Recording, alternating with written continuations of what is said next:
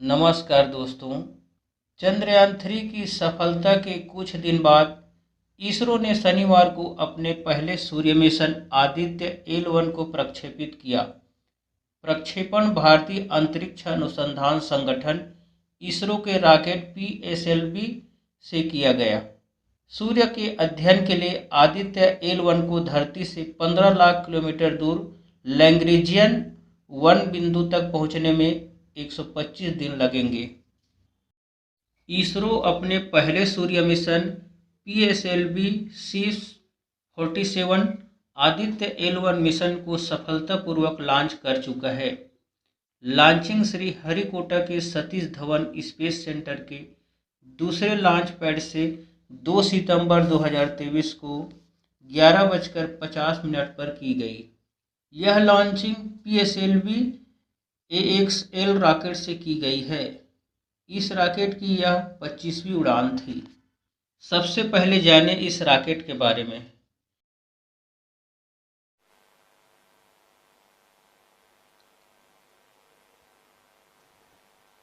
अभी आप अपने स्क्रीन पर देख रहे हैं, यह है प्रथम कोर चरण S139 बूस्टर का नोजल एंड सेगमेंट।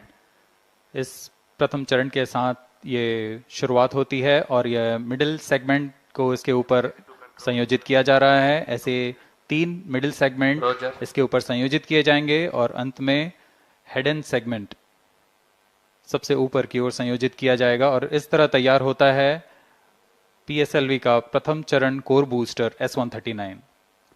इसमें 139 टन का प्रणोदक होता है और यह इग्नाइटर है जो इसे प्रज्वलित करता है। इस मिशन पे यह है PSLV C57 एक्सेल मिशन। तो इसमें हैं 6 स्ट्रेपॉन बूस्टर्स, हर एक में 12 टन के नोदक भरे जाते हैं। यह सब ठोस नोदक पर आधारित हैं। यह SITVC टैंक को उठाकर इसके साथ संयोजित किया जा रहा है। इंटरस्टेज आप देख रहे हैं, इसमें रिट्रो मोटर्स लगे हुए हैं पृथक्कन के लिए।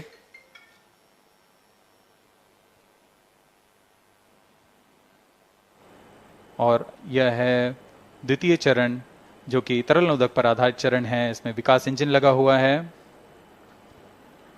And here is the second stage of the PSLV rocket, prepared in the subsystem preparation facility and brought to the vehicle assembly building of the second launch pad to be integrated on the first stage of the rocket.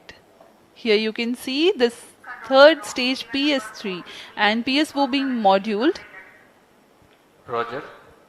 and placed inside the respective shroud and then handled together to be moved to the vehicle assembly building.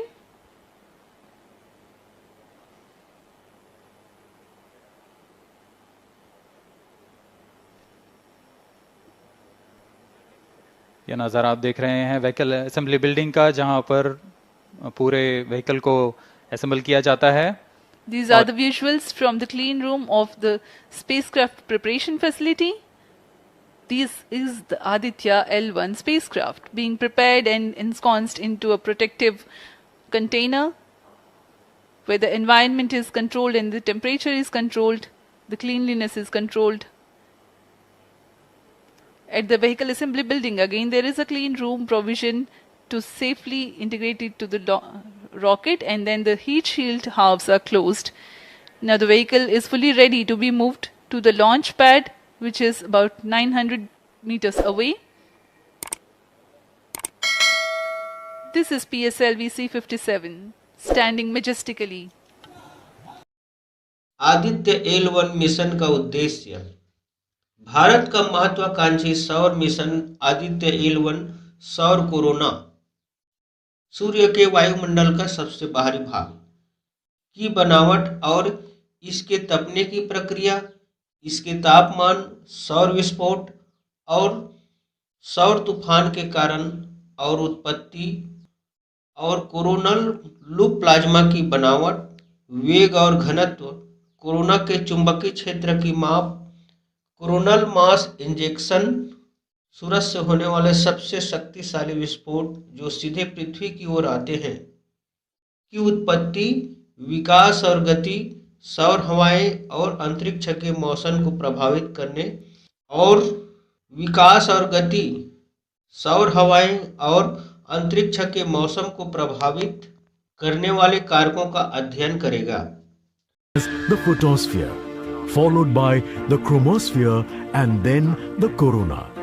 After initially dropping through the chromosphere, the sun's temperature abruptly rises in the corona, reaching extremely high values of 1 to 3 million Kelvin. The Aditya L1 mission has 7 scientific payloads to conduct a comprehensive study of the sun.